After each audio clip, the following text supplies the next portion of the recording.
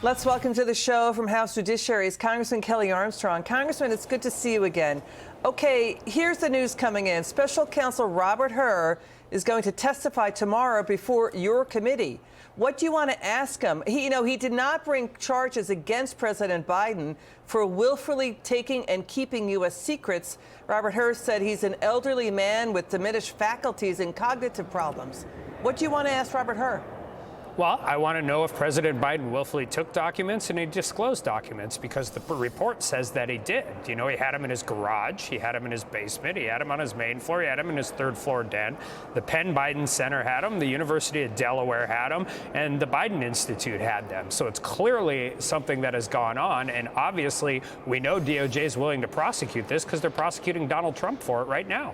So you're not buying the issue that they couldn't prosecute the president because he has cognitive issues? You're saying, well, yeah, no, I think they could have said it is DOJ policy not to prosecute a sitting president, but Special Investigator Hur actually brought up these things, so I think we're going to ask him. Does that mean he didn't know it when he took them? Does it mean he can't help in his defense? Where are these things? Why did he feel the need to put that in there? Because clearly the facts of this case are every bit as bad as Donald Trump's case, or possibly even worse. This was going on for 50 years. So there's a double standard.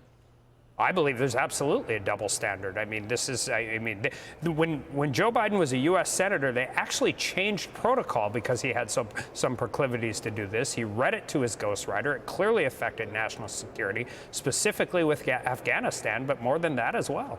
Okay, let's please get your reaction to more blunders and gaffes from the president today and this weekend. Also, the vice president. Watch this. When asked if he changed his position, he said, quote, "There's a lot you can do in terms of cutting. Tremendous amount of things you can cut." Maybe precise.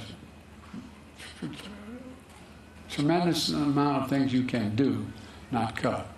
He said, but the bottom line is, he's still at it. Pennsylvania, I have a message for you. Send me to Congress. And I've gone now, I spent over almost 200 hours with the leaders of Europe, the heads of state. As we leave these meetings, well, indirectly, they grab my arm and they pull me aside. I'm serious. They pull me aside and say, "You've got it, he can't win again." And we added more to the national debt than any president in his term in all of history. Why not do it by executive order? The American people deserve leadership that's about fixing problems. And that's why he's going to lose in November. Okay, it's unclear. She's saying, is Biden going to lose? The way they're doing the talking points, the president said, okay, send me to Congress. He sounded like world leaders are saying, you can't win again, Biden. He said, I added more to the national debt than any other president in all of history.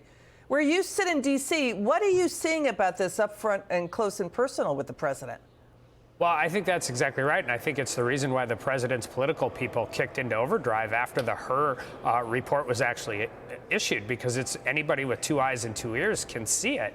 And it's one thing to say you're not going to prosecute somebody because he come off as, essentially a forgetful old man into his 80s, but it's another thing when you see this stuff going on TV every day. It doesn't project confidence on the world stage. It's actually, it's kind of sad to watch, but it's a real part of what's going to be on the ballot in November.